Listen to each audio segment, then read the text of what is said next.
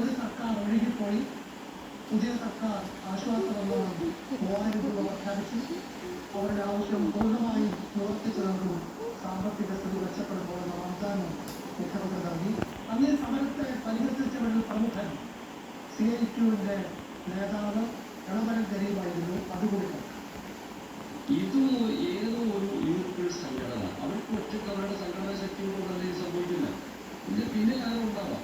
പിന്നെ നല്ല media attention കിട്ടിയപ്പോൾ അവർക്കൊരു ഹാരമാണ്, അങ്ങനെ ഒരു ശ്രദ്ധ പിടിച്ചു പറ്റിയുള്ള ആവേശത്തിലായിരിക്കാം അവർ കണ്ടിന്യൂ ചെയ്യുന്നത്. അതല്ലാതെ തൊഴിലാളികളുടെ പ്രശ്നം പരിഹരിക്കാൻ ഈ യുദ്ധത്തിലല്ല.